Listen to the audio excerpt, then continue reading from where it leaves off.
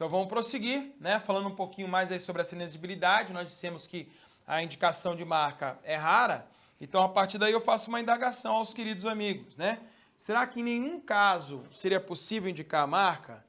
Né? Prossigo dizendo o seguinte: a indicação de marca no edital deve estar amparada em razões de ordem técnica, de forma motivada, documentada, de maneira que se demonstre que aquela marca específica é a única capaz de satisfazer o interesse público, né? Então, quando é o caso de indicar a marca, o que é raro, muito raro, né, eu teria que ter isso fundamentado, indicando que aquela seria a única capaz de satisfazer o interesse público. Agora, detalhe, isso aqui, ó, é diferente de marca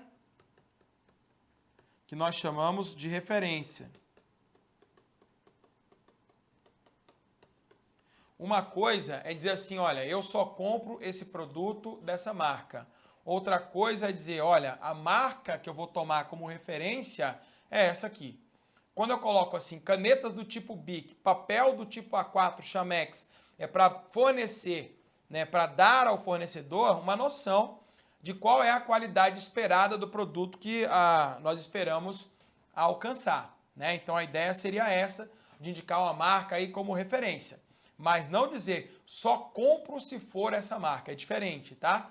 Quando eu digo só compro se for essa marca, aí eu acabo restringindo demais o universo de competidores, e aí por isso, claro, tem que se ter um certo cuidado, né? Porque qualquer medida que restringe a competitividade merece atenção por parte da administração, ok? Maravilha no seu material, continue conosco, por favor. Muito bem, mas apenas em caso de ordem técnica, né, se admite a indicação por marcas, bom, já falamos, né, mas respalda a nossa afirmativa, a indicação, a vedação, a indicação de marca, não se confunde com a questão das marcas de referência, né, que derivam da necessidade de se caracterizar, descrever de forma adequada o produto. A diferença básica entre esses institutos aí, prossigo na análise, é que se admite, em alguns casos, a realização de licitação do objeto sem similaridade, nos casos que for tecnicamente justificável. Ok, pessoal? Ao passo que na indicação de marca de referência, né, você aceita objeto similar a essa marca de referência, né? Então, como é que isso vai para o edital? A indicação da marca de referência. Canetas tipo Bic, similares de igual ou melhor qualidade. O problema é entender o que é de igual ou melhor qualidade para efeito de licitação, né? Esse seria o nosso maior problema. Mas, veja, a ideia seria ter uma marca de referência ali para que o fornecedor possa saber o que se espera dele.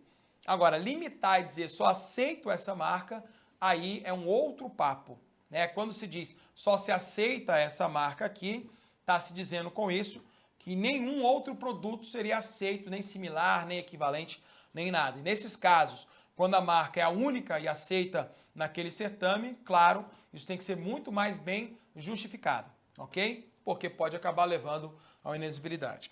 Maravilha. Como demonstrar a exclusividade de fornecimento, né? Então a norma, a lei, ela fala um pouco sobre isso, e aí o tribunal tem alguns julgados a respeito dessa comprovação, tá? Nesse caso, o tribunal deu ciência, falo já o que significa dar ciência, essa Secretaria Nacional de Integração, né, de impropriedade na formalização do processo de aquisição de cisternas, no modelo rural, marca XPTO, né, por exigibilidade consistente, na ausência de contrato de exclusividade comercial, né, demonstrativo da inviabilidade de competição. Então, não houve aí um contrato de exclusividade juntado ao processo, né? Então, houve esse problema aí na visão do TCU, né? Existem contratos que comprovam a exclusividade. Nesse caso, não foi juntado um contrato de exclusividade. O que significa dar ciência, né? Quando o tribunal dá ciência?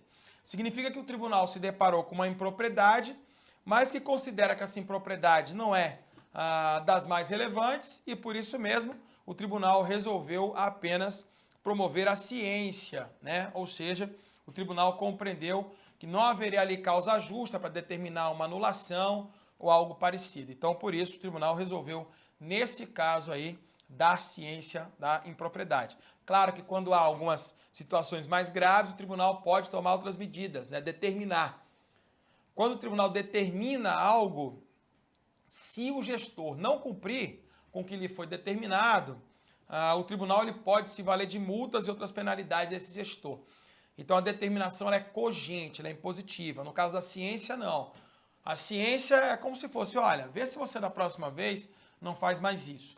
Já o meio termo, né, entre a ciência e a determinação seria a recomendação. Quando o tribunal recomenda algo, o tribunal diz, olha, eu acho que você tem que fazer assim e vou voltar para conferir. Mas se o gestor não tiver implementado a medida, não vai haver punições, né? No caso da determinação, a diferença é, olha, você tem que fazer assim, vou voltar para conferir, se você não fizer, eu te multo. Então, na realidade, na ordem, nós temos 3 tipos de encaminhamentos básicos aí pelo TCU. As ciências, né, que são conselhos, por assim dizer, as recomendações e as determinações, que são as mais impositivas. No seu material, maravilha.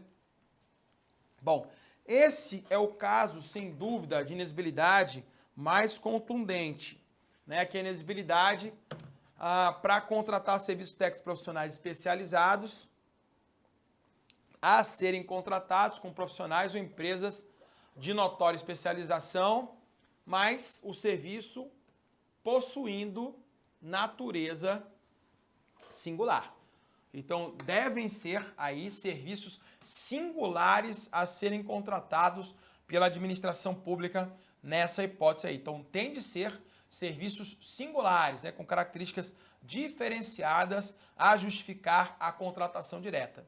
Ok, pessoal? Então, são casos, diria, né, especiais de serviços que seriam extremamente especializados na visão aí do legislador, daí a singularidade, com profissionais que são bambambãs, que são os tais notórios especialistas, como nós veremos. Ok, pessoal? Muito bem, vai no seu material aí, me acompanha, por favor. A norma veda também a inexigibilidade para publicidade e divulgação, né? Não pode, tá? Aí, para publicidade e divulgação, a gente tem uma lei própria, que é a Lei 12.232, né, que cuida desse tipo de contratação, que não é objeto do nosso interesse aqui nesse curso, né, uma lei que cuida de contratação de ações de publicidade, que veio ao mundo depois daqueles escândalos todos lá com Marcos Valério, Petrolão e outros mais. Então, Sandro, que serviços são esses afinal, né? E quem são esses tais notórios especialistas? Porque quando você vai à lei, o serviço é singular. Notem bem, isso é um ponto importante, tá? Notem, a singularidade ela é apontada para o serviço, né? Serviços singulares. E a notória especialização, isso aponta para o profissional, para a empresa. Profissional ou empresa que sejam notórios especialistas, né?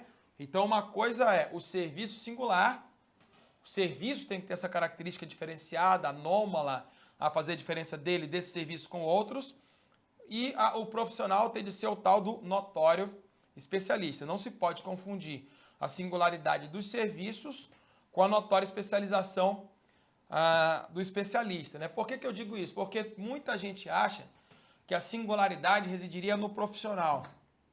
Na realidade, todo profissional é singular. Todos nós somos diferentes, né? Então, a singularidade não existe, aliás, existe em todos os profissionais. Todos somos distintos. Então, eu sou um professor de uma matéria aqui que tenho lá minha abordagem, tem o professor Tiago Bergman, tem o professor Rafael Sérgio Oliveira, tem o professor Vinícius Martins, todos nós somos profissionais com nossas singularidades, né? Então, a singularidade é um traço existente em qualquer pessoa humana. Agora, o serviço em si, diferenciado, faz desse serviço algo singular. Então, essa singularidade reside no serviço a ser prestado.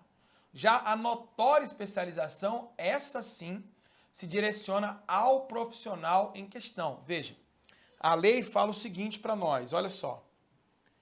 É um notório especialista, o profissional, então pode ser uma pessoa física, normalmente é, o profissional ou a empresa, cujo conceito no campo de especialidade desse profissional ou empresa permita concluir, né, decorrente de desempenhos anteriores, de estudos, de experiências, de publicações, de organização, de aparelhamento, enfim, de equipe técnica ou até mesmo outros requisitos, que as atividades desse profissional, a serem prestadas por esse profissional, seriam essenciais, indiscutivelmente, a mais adequada à plena satisfação do objeto do contrato. Então, notem como esse dispositivo ele é bastante incisivo, né? Notem bem aí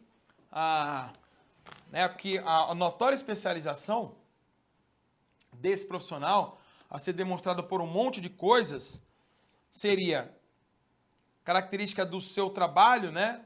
A levar à conclusão de que, né, inferir é a conclusão, né, sinalizada a partir do que se viu antes, essencial, indiscutivelmente, o mais adequado à plena satisfação do objeto do contrato. Olha, tome qualificativos aí, né? O mais adequado à plena satisfação, essencial e indiscutivelmente. Então, nossa, isso dá um medo danado, né? Quem seria esse profissional? Confesso, eu já fui contratado em algumas ocasiões com base nesse dispositivo, né? Quando eu parei para ler com um pouco mais de ênfase isso, confesso que fiquei assustado, mas veja os meios comprobatórios, me acompanhe, né? Como que eu comprovo isso, professor?